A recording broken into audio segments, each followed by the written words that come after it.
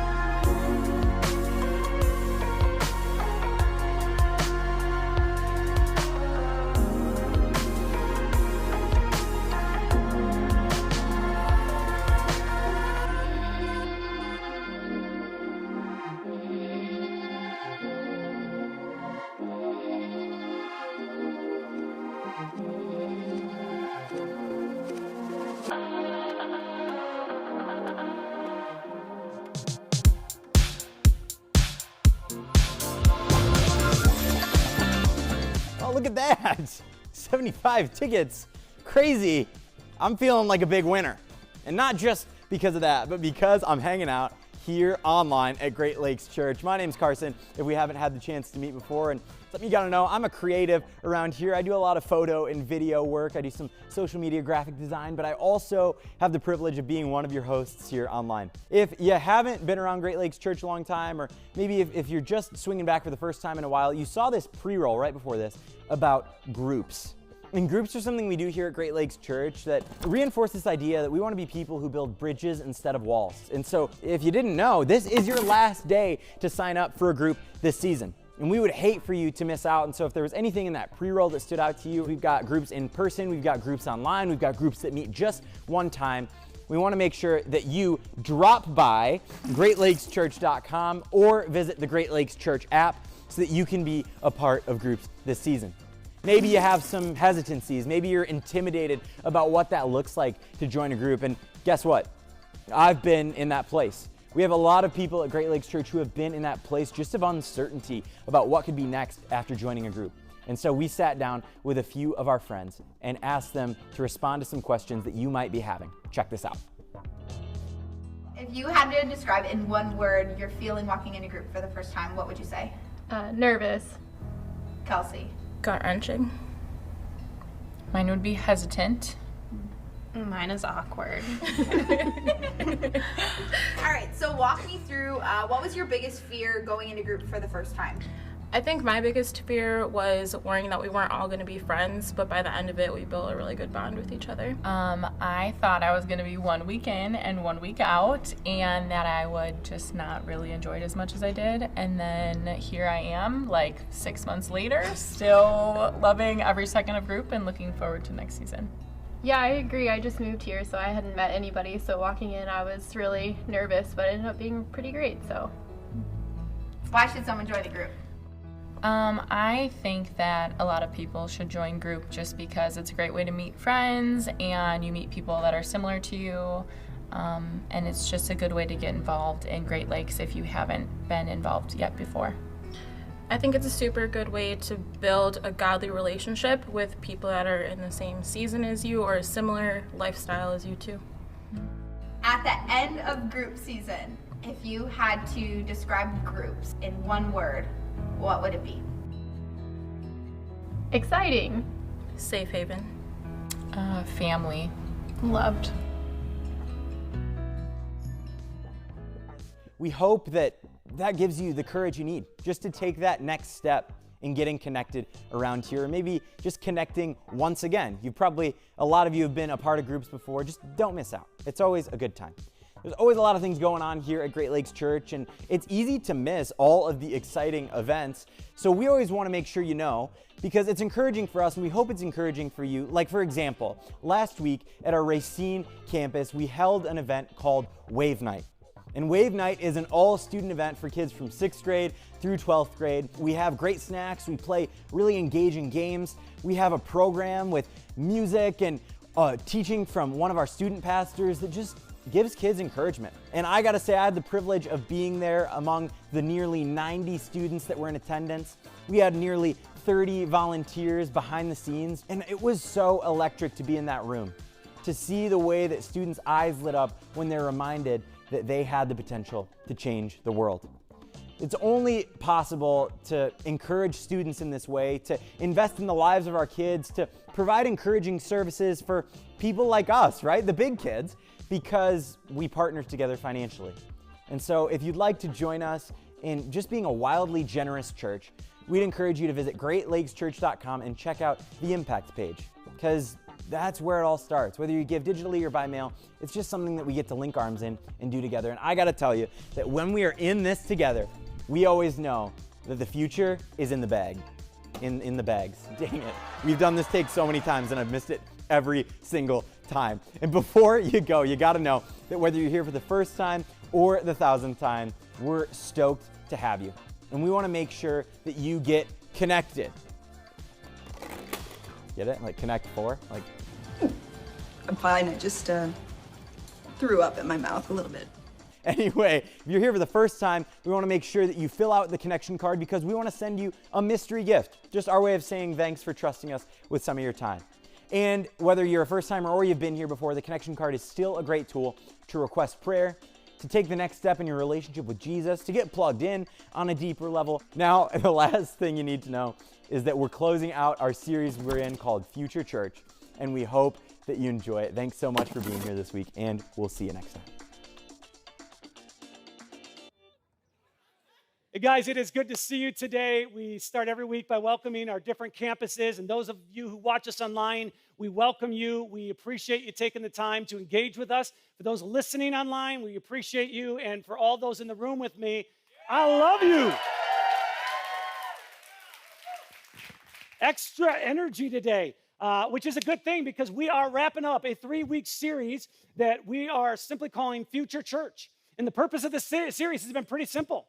We're just going to pause. That's what we've been doing. We pause. We take time to look back and reflect on some of the things we've gone through as a church, some of the things that have shaped us and formed us. And then we've taken time to just kind of reflect on where we're currently at, why we started as a church, and why we exist. And then some of the series is looking forward. In fact, a lot of today specifically is about looking forward and considering the future of the church. Right? Because when a church first starts, it's exciting and it's new and it's fun. And then over time, the excitement starts to fade. Now, I was looking at different products that I have in my home that at one point were exciting products. Some of you will remember this, the tape cassette player, right? You might even have one of those around, a VHS tape. And does anybody still own a VHS player? Come on, even at our different campuses, let's be raising our hand. Wow, I didn't realize that there were that many of you. Now, here's the real question. How many of you own a Super 8 player? I literally had these tapes, about 20 of these at my house. And recently, because my wife from her parents had given them to us just to store. And so I called my parents and said, hey, do you still have that Super 8 player sitting around? They're like, no, we got rid of that. But Super 8 tapes, right? What else do I have here? The original iPod. Oh, yeah, baby. And I'm keeping a close eye on this because I don't want someone stealing it and putting it on eBay. But you understand that when products first come out, they're exciting, they're new. It's just like businesses, right? You have Pan American Airlines and Blockbuster Video, and then there was Borders Bookstore.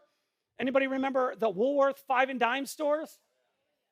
So at one point, these products or these companies, they're relevant and they're necessary, but then over time, they fade away. Well, I'm guessing you know this, but there have been a lot of articles over the past couple of years, a lot of podcasts, a lot of different people speaking and saying things that allude to the fact that the church is fading away and the church is slowly dying. I said this in week 1, but I'm going to say it again. Do not be mistaken. The future of the church is certain. Okay, the church is not going out of business. The church is never going to be shut down. Regardless of the faith deconstruction stories that you may hear, regardless of the articles that you may come across, maybe statistics that you see, I want you to know the church is not losing its relevance. It's not dying, and quite honestly, it's not even in trouble. And I say that with confidence because I could give you plenty of examples around the world of how God is at work and God is moving. In fact, right now, do you know where the Church of Jesus Christ is growing fastest, more than any other country in the world? Iran. Now think about that. God is right now actively working in a country with very few church buildings, lots and lots of persecution, terrible pollution, limited water supplies, incredible amounts of poverty. And God is at work. That is not slowing him down. That is not stopping him. And after Iran, do you want to know which country is the second fastest growing, the church is growing the second fastest in? Afghanistan. Now think about this. No public church buildings in all of Afghanistan.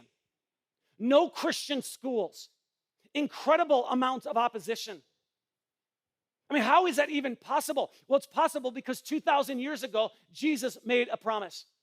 What did he say? He said, I will build my church, and all the powers of hell will not conquer it. And so if I was a reporter today, I would simply stand up here and report to you that in 2,000 years, nothing has ever been able to stop the Jesus movement from advancing and moving forward in our world. Now, admittedly, it doesn't always feel like that. Right? There are times where it feels like God is silent. There are times it feels like God is a million miles away. But one of the things that as you study scripture, and one of the things as you just look throughout history about the Spirit of God, is that the Spirit of God is like waves of the ocean. There are moments when the tide comes in, and there are moments when the tide goes out. But it doesn't mean the water's gone. It just means there are moments where we sense God more than others. There are moments that we feel God more than others. And regardless of what we sense or feel, let's just be aware of the fact that God is always at work behind the scenes. And he's moving, and he's connecting dots, even when we can't see it. And so the future of the church is certain. But what it looks like is changing. And that is okay. That's actually a really good thing, because sometimes leadership structures within a church need to change. Sometimes the focus of a specific church or the church at large needs to change. Sometimes a church needs to start doing things, or they need to stop doing things. Sometimes the model of a specific church or the church at large and how we do church needs to evolve and change. Structures need to change. And if you were to go back to the 1600s, many of the followers of Jesus living in the colonies were Puritans. And they're called Puritans because they really wanted the Christian faith to be as pure and as simple as possible. And there was kind of this opposition in their hearts to the Catholic Church with lots of rituals and liturgies and elaborate buildings. So they just wanted to get back to the simplicity of faith. But man, when you study the Puritans, here are people who love God, and yet they're in a constant state of spiritual anxiety, always trying to search for signs of God's favor or his anger. They never knew, are we in or are we out? And yet they were this strong force for Jesus in the early days of America. And out of their desire for simplicity, they met in what was called meeting houses. And when you look at their buildings and you specifically look in the inside of their buildings, you just see how simple it is. They're beautiful, but they rarely had anything hanging on the walls. Musical instruments were forbidden because they didn't want anything to distract from God, and so they sang songs a cappella, which in my opinion would be a real distraction from God, right? The talks that were given, the sermons and the messages were regularly over 2, sometimes 3 hours long. And if you fell asleep, you were punished in some way. You were actually fined. Church members were assigned seats based on their wealth, their position in the community, their age, their gender, and other factors. It is a good thing that the church evolves, right? It's a good thing that the church changes with culture.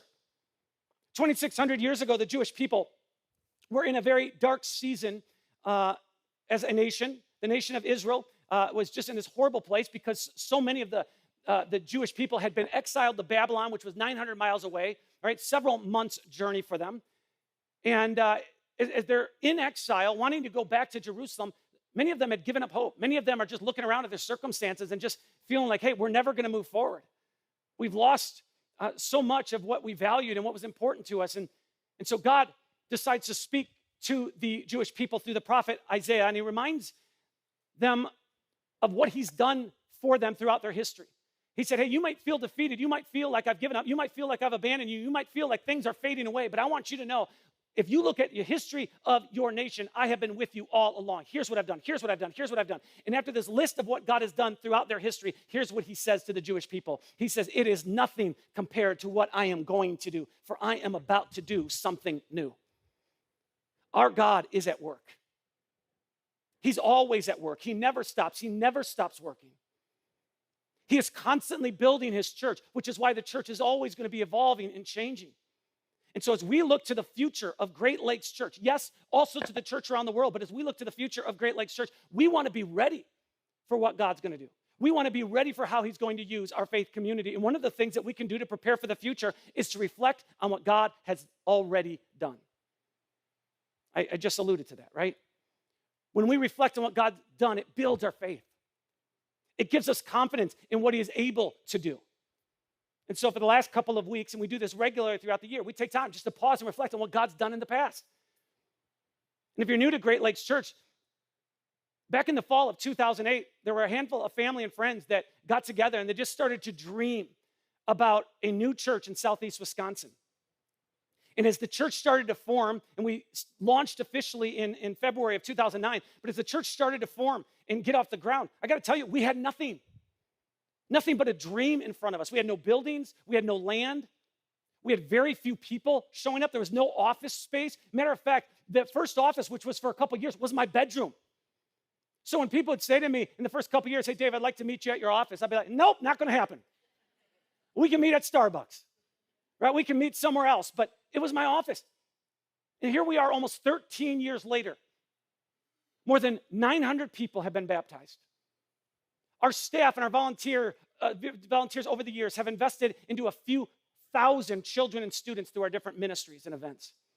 We've given away hundreds of thousands of dollars to mission work outside of the mission work we do every week at Great Lakes Church. We've created scores of partnerships with ministries locally and in our nation in different parts of the world. We now own property, right? We own property in Kenosha. We lease a building in Kenosha. We own property in a beautiful facility in Racine. Every single year since we started, we have ended in the black. There's never been a single year where we've ended in the red. And it's important for us to remind ourselves of these things. Because when we look at how God has worked in and through us in our history, it gives us confidence of what he is able to do in the future. And God would say to us today, I am about to do a new thing. Another way we prepare for the future is by recognizing what God is currently doing. So if you're a surfer, you realize you have zero ability to create waves.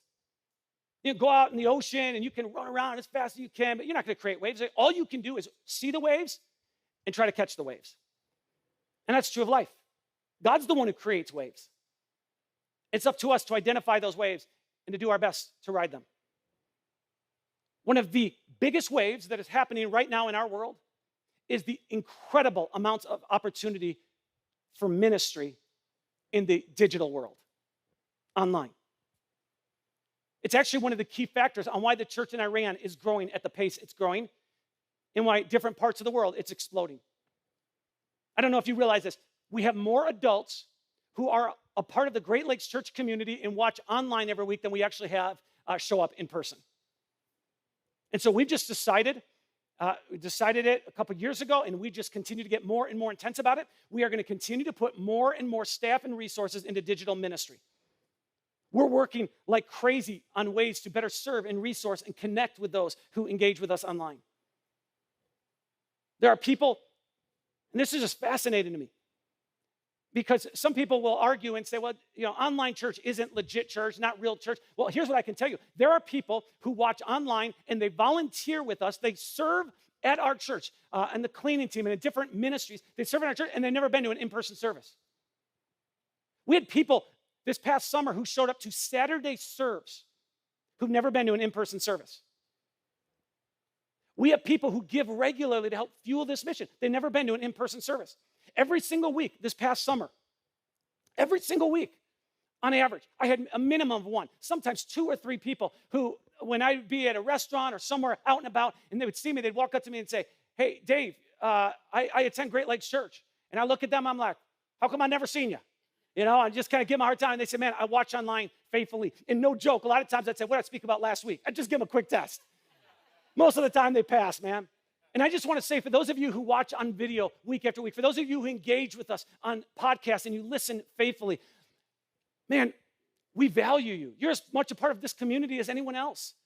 And if you've not let us yet know that you're part of the online crew, I want you to go to greatlakeschurch.com/online crew. I'm talking, this is those of you who you rarely or almost never show up in person, but you're part of our online crew. Just let us know. We can pray for you. It gives us an opportunity to resource you from time to time, and we want to include you in what we're doing. Because our goal is not to get everybody to show up to in-person services. I actually had someone, haven't been around since the pandemic. They said to me, we were having breakfast. They said, now, Dave, I know that your goal is to get me back in person, so you're going to see me. I said, my goal is not to get you in person. I already see you enough. I don't want to look at this anymore. No, I said, I'd love to see you in person, but here's the reality. I have one goal, and that is to do my best as a pastor, but then as our church links arms, that we do our best to help you follow Jesus. That we help you, regardless of whether you're engaged with us digitally or in person, that we help you take steps forward in obedience to Jesus. So we're just going to keep putting more and more resources in there. Another wave, a second wave that's happening right now is an opportunity in just the research we've done with children and students. And the opportunity is to be a voice of hope and positivity. Because I think we all know this. There's a growing crisis of mental health and anxiety among children and students right now. And I think so much of it stems from all the mixed messages they get with body image and sexuality and whether or not, you can do something and what you have to do to be accepted and what success looks like. And so we are as committed as we've ever been to put more and more resources into our children and student programs. It's going to be a big part of our Christmas offering this year. At our Racine campus, some of you know that back earlier this year, we had our roof collapse in a third of the building. And so a third of our building's been shut down. It happens to be in our children's area. Thankfully, nobody was in the building, when that happened. But here's the deal. As we rebuild, we've decided we're putting tens of thousands of dollars, not from insurance, right? Insurance is kind of exhausted. It's been like a couple $1 million deal here. But tens of thousands of dollars in the rebuild and redoing the entryway and creating welcoming spaces for our children. And in Kenosha, we're going to continue to do the same. We're going to continue to invest because we have an opportunity to teach our children and our students that their identity can be found in Jesus. And we're going to work as hard as ever to put an anchor in the hearts of our children and youth so they do not drift too far in life. A third wave that's happening right now in our world is a wave of information. We have access to information like never before. The problem is trying to make sense of that information. The problem is trying to figure out what's good information and what's bad information. And where this has really gripped the hearts of our leadership teams at Great Lakes Church is we started to realize maybe 6 months ago that when someone surrenders their life to Jesus and they use their connection card and said, I'm becoming a follower of Jesus, which we've had so many people do this year, we realize that we don't really have many resources to point them to. Like we'll send them an email, we'll encourage them, and hey, we're going to be praying for you, and we do pray for them. And so we started just saying, what can we do? And one of the ideas that came out of that, our sessions, was like, we should create a box that when someone gives their life to Jesus, we say, hey, you can swing by the next steps table, and we've got a box of resources. And so let me just show you, as this has been developing, phase one. When someone gives their life to Jesus, we have a box that we're going to give them, and then they'll go and they'll grab it, and we've got books in here, we've got a Bible in here, we've got candy in here, right? We've got all sorts. I know lots of people. I'm giving my life to Jesus this week. I want those M&Ms, right? And then on top of this, because we realize so much is done online, the books that we're offering, we're looking at ways to say, how can we offer them digitally? Not just through Kindle type stuff, but audio, because there's a lot of you never going to read, right? How do we continue to get better and better and better at resourcing people? Right? When someone wants to take a next step in following Jesus, we want our next steps table to be completely ready and resourced. And just one of the core things of our church is we want to give stuff away. We don't want to charge for stuff. Listen, people, they use their phone, 5-6 hours a day on average. And when they go to places like YouTube, they're not just going there to be entertained. A lot of times they go there to figure out how to solve problems and learn new things. And so we're saying, man, one of the biggest crises that couples go through is couple problems, relationship problems, marriage problems. So how do we get better at resourcing people in their marriage? How do we help people follow Jesus in practical ways? And I want you to know that in the next year, in the next 12 months, we are going to spend thousands and thousands and thousands of dollars on resources and videos and learning how to do a better job digitally with connecting with people and making sense of information so they can be helped in their journey of following Jesus. And the reason why is because our goal isn't to get everybody to show up in person, listen to me give a talk, listen to our music teams sing their songs and lead us in music, and then we leave out of here, and then we just hope for next week to come around so we can get our little spiritual boost again. Our goal is to equip and empower you to bring the hope of Jesus everywhere you go. When you go home to your family, when you go into your places of work, when you just connect with people, friends, and you're hanging out with people, that you're bringing the hope of Jesus. We want to equip and empower you to see the value in people the way God sees in them. And then we want to equip and empower you to add value to people everywhere you go. Do you realize Great Lakes Church, with our buildings, and we've got a nice big building in Racine and Kenosha, we've got 2 auditoriums, and we can hold a lot of people. But I'm telling you, the impact that we can have if you feel equipped and empowered and confident is exponential. With the amount of people who show up, with the amount of people who watch online, I'm telling you, if all of us just took our network of family and friends and we just felt equipped and empowered on a regular basis to bring hope, to see value, to add value, I'm telling you, it's exponential. It's 10, 15, 20,000 people we're connected with on a regular basis. It's not about what happens in the room. In fact, I have a friend that I hang out with at least on a weekly basis, and he said to me one day, he said, Dave, I don't go to church, and I'm going to tell you why, blah, blah, blah, blah. He said, I'm not part of a church. I looked at him and said, you're wrong. You are. He said, no, I'm not. I said, dude, you're part of Great Lakes Church. He said, well, I said, hold on. In the last year, you've showed up 3 times in person. I said, every single week, I'm at your house at least one time, and every single week when I'm at your house, I give you a summary of the entire talk. I take 2-3 minutes, which the people of Great Lakes Church wish I could get it down to 2-3 minutes, but I do it for you. I said, I give you 2 to 3 minutes. I said, there are times that I actually pray for you, and there are times, if I remember correctly, that you've actually prayed for me because I said, I need some prayer right now. He's like, yeah, you got a point. I said, welcome to Great Lakes Church. You are a part of it. We have people who do not show up in person regularly, but they're a part of an ongoing group, and they watch the talks and they discuss them. So we prepare for the future by recognizing what God is currently doing. And I'm not going to be a guy who boos digital wall. Now, believe me, I don't want to be speaking in empty rooms. I don't want our kids to walk in and have no volunteers in the rooms that they're going to be put into, right? But I'm telling you, we embrace this. And so we prepare by recognizing what God is currently doing. Another way we prepare for the future is by living with faith-filled expectancy. Let me ask you, what do you believe is possible for God to do in and through us as a faith community in the next year? What do you believe is possible for God to do in and through us collectively in the next 10 years? And whatever it is, do you believe that God is capable of doing more than we could ever ask or imagine? Earlier, I alluded to how the nation of Israel had gone through a very, very dark time. It lasted several decades. So many of the Jewish people living in Babylon, living in exile. And what happened towards the end of their time there, I mean, they'd been there for like 7 decades. What happened towards the end of the time in Babylon is they started to grow comfortable. Many of them actually started losing the desire to go back home. It's like, hey, this is where our family is. This is where our friends is. And so God, through the prophet Isaiah, decided he was going to speak life-giving words to them. And he was going to speak words of hope to them. And he said through Isaiah, he said, you need to go back home. You need to return to Jerusalem. And then here's what he says. He says, enlarge your house, build an addition, spread out your home, and spare no expense, for you will soon be bursting at the seams. In other words, the best is yet to come. The future is bright. And I want you to know that despite the pandemic, despite the Racine roof collapsing in 1/3 of the building, and it's still being closed off, and it will be closed off for several more months. Despite all the road construction around the Kenosha campus, and you got to feel like Lewis and Clark trying to find out how to get to where we're at, the best days of the church are still to come. And so I'm going to ask you to join me in believing that God will continue to do miracles. And I'm going to ask you to join me in believing that God is going to continue to heal people of different sicknesses and diseases. And I'm going to ask you to continue believing with me that God's going to use us to influence children and students. And that when they do veer off the path that we pray for them in life, that God is powerful enough to bring them back. And I'm going to ask you to continue believing with me that God can change hearts. That God can take people who bring chaos everywhere they go and turn them into a peacemaker.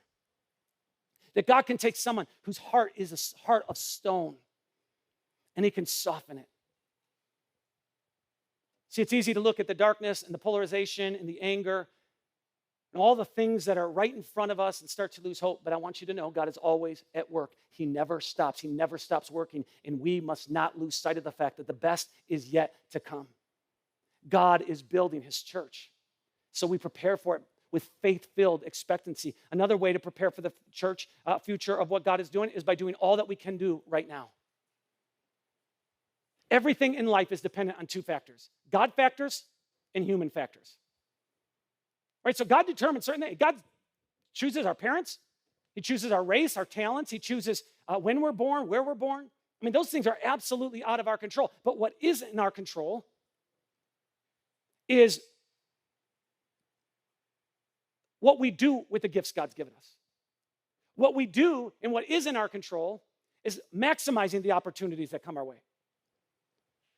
So just think of it this way. God creates trees, and it's up to us to envision what those trees become. So God creates the trees. It's up to us to envision furniture or tables or houses or chairs, all the different things that can be made from trees. And so in the context of our church, there's so much outside of our control, right? We don't get to choose who walks through our doors, obviously. Right? We don't get to choose that. We don't get to choose what facilities that we meet in. We don't get to choose how many resources we have. We don't get to choose the gifts and the talents of the individuals who become a part of the church. Only God determines those things. But there are a few things we do choose. And over the years, we have made many, many decisions that have ended up determining what our church looks like today. Very early on, one of the decisions we made was to embrace the words of James, who was a disciple of Jesus. And James, to give you quick context, had spoken these words after a long church business meeting. There's a lot of debate over customs and traditions and what should be expected of people who want to become followers of Jesus. And all the Jewish leaders seem to be making it really difficult and really complicated. And so at the end of this meeting, James stands up and he says, hey, I've heard the debate and I've heard the arguing, and I've decided we should not make it difficult for those who are turning to God. And so from day one, we've made the choice to not make it difficult for people turning to God. We said, accuse us of being too easy, accuse us of being too simple, accuse us of whatever you want, but here's the deal. We are going to love people. We are going to serve people. We are going to welcome people. We are going to be open-armed. We are going to help people and meet them where they're at in their spiritual journey, just like God meets us. And so we've been building a culture. We talked about this last week with the 5 Gs. We said we are going to be a church of grace where we love everybody always.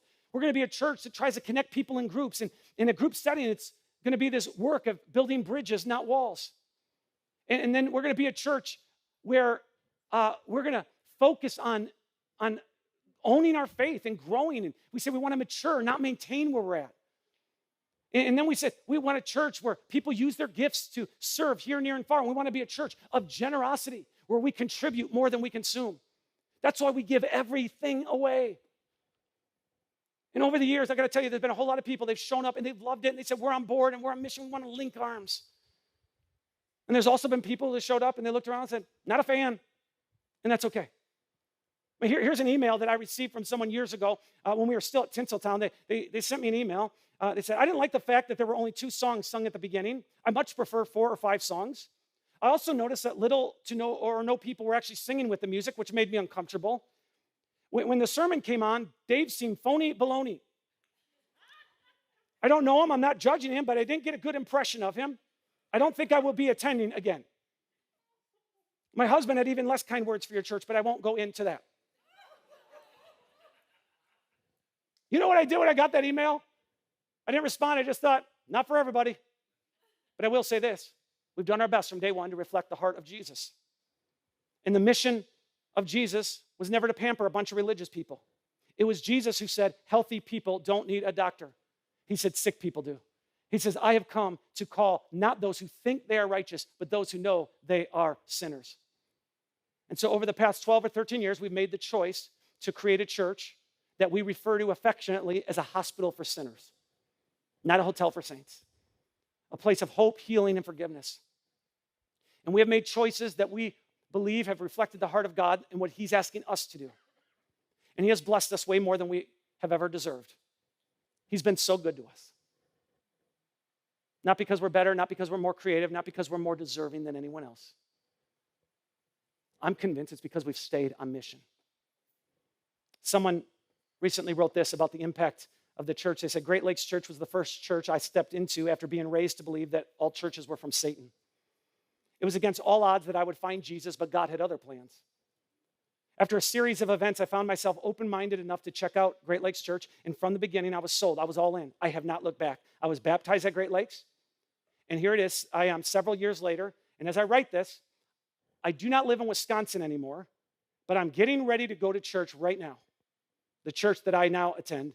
I'm every bit in now as I was then, plus some. I've raised my kids to know Jesus, and I know that the ripple effect will continue. And I'm telling you, I could literally, no exaggeration, literally read hundreds of stories like this that I've received over the years. And it's a result of choices we made. We've looked at the trees that God's created, and we've asked ourselves, what can we do with that? How can we maximize what he's trusted us with? And as I just recently have gone through this again in my heart, like, God, what are the resources you give them? God, what are the things you've trusted us with? I can't get away from this reality. The greatest gift that God has trusted us with is you. And every season, it's people like you who stepped up and said, I'm going to do whatever I can do right now. And so I just want you to know, every time you pray, you're helping prepare for our future. Because I believe God hears your prayers. When you pray for our church, I believe that. And it also prepares your heart. When you're praying for the church, it's doing something in your heart, and you're saying, I want this to succeed. I want it to move forward. Every time you give, you're helping prepare us for the future. Do you realize the reason we have chairs today is because there was a point where we did not have chairs, and there were people who gave to a vision. The reason we have online and digital ministry is because there was a point we did not have video cameras, and we did not have access to the digital world like we have today. And there were people who gave, and there are people who said, man, we're going to make a podcast possible.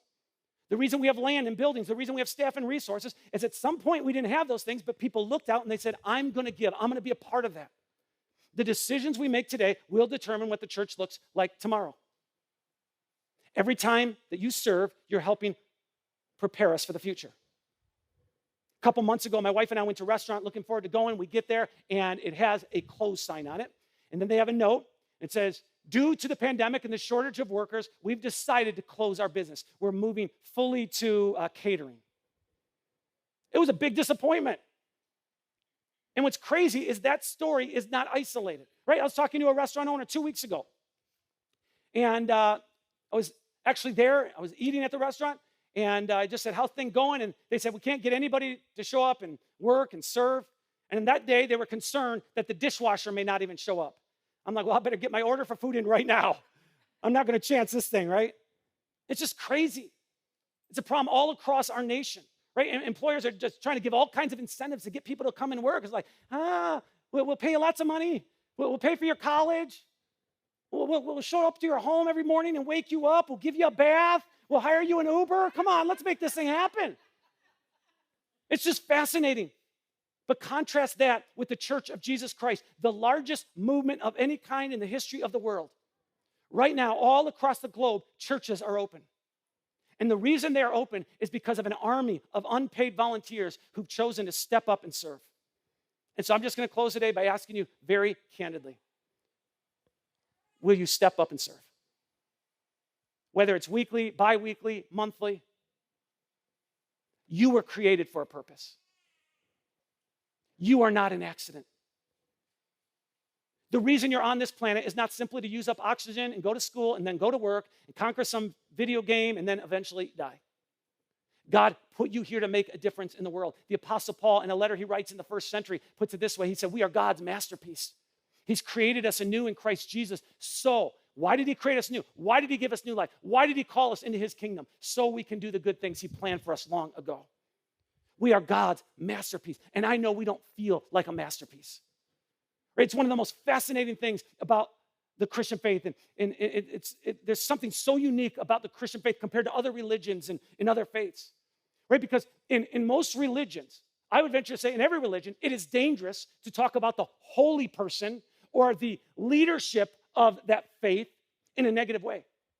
And yet when you read through the pages of Scripture, right, the different manuscripts that make up our Bible, it is almost ridiculous at how frequently the people, the men, the women that God chose to use, how their shortcomings are pointed out, how their weaknesses. There are people God used and they're liars. Others are deceivers, some sexually immoral, others selfishly ambitious. I'm pretty sure I read manuscripts that talk about how God even used Detroit Lion fans at times. It is just amazing the kind of person that God uses. And what's interesting is when you look at these men and women in different generations and living in different continents, at different time periods in history, the one thing they had in common, other than their screw-ups and failures and faults, was not their speaking ability or their talents or the qualifications or their abundance of resources. It was the fact that they made themselves available. God uses ordinary people who make themselves available. And the reason that a few thousand children have been impacted through our ministries, and the reason that more than 1,000 people have surrendered their lives to Jesus, and more than 900 of them have been baptized, and we have more baptisms coming up at our worship night, the reason that all kinds of mission work has been fueled in our communities and in different places of the world, the reason that so many people have connected relationally, have become part of each other's lives, that people would point to others in the faith community here and say they were a catalyst in my spiritual journey. The reason why is because in every season of this church, men and women have just stepped up, they've linked arms, and they said, God, if you are up to something, I want to be a part of it. So let me just tell you, when you see what God has done, just know it's not the result of Dave Nelson. I don't say that humbly. I know I've had a role, but a whole lot of other people have. In Kenosha, with all the craziness of trying to find the place, there's people every week who show up and they park cars. And they do it faithfully. There are people who open doors and they welcome guests. And they do it week after week after the week. And they want to communicate, we want you here and we're ready for you. There's people who check in kids. And they make it easy for parents to feel like they're leaving their kids in a safe place. There's people every week who faithfully teach our children. And they're putting an anchor in their souls. There's people every week who show up and they serve our students. And they let them know their identity is so much more than how many people follow them on social media. And there's people who show up and they make and they serve coffee. And they welcome people. And they love people. There's people who serve at our Next Steps table. And they answer questions. And they try to put people at ease. And they hand out t-shirts to first-time guests. And they engage people in conversations. And there's people who volunteer and they serve and they play on our music teams. And they create settings for us to connect with God. And the list goes on and on and on and on. There's people who run tech and lighting and sound, and people who help us do what we do online, and people who clean our buildings during the week, and people who prep kids' materials, and people who lead mission events throughout the church. People are constantly serving. Even right now as I'm talking, I'm pretty sure someone's outside right now washing my car. That's the kind of environment that we have around here. And I say all this, and it's kind of a reminder to you because I think sometimes it's easy to be like kids showing up to dinner, right? Dinner's called, you get up and you eat the meal, and if you didn't like it, you complain about it, and if you did like it, you might say thank you, and then you run off. You give no thought to what it took to prepare and get it ready, and no thought to what it's going to take to clean it up. And I get it, but I want you to know and to be reminded of it takes an army of people to do what we do. And if you are a follower of Jesus, the church does not simply exist to serve you. If you're a follower of Jesus, come on, we are the church. And we exist for this world. And so many of us love the idea of having a church where people can come and they're welcomed with open arms just like they are. And we love having a church that focuses on children and students, and a church that serves here, near, and far. And we love having a church with music that's easy to listen to and engage with. And we love having a church that offers groups and helps people connect. And we love having a church that gives things away. And we love having a church online for people to engage. And we love having a church where marriages are restored and people find freedom from the weight of religion and where God is revealing himself to those who are searching. And at the end of the day, I think all of us would agree we want to be a part of a great church. And so my question is, do you want to attend a great church or do you want to help build a great church? And my challenge, whether you show up in person or you engage with us online, is if you love the idea of Great Lakes Church and the concept of it, I want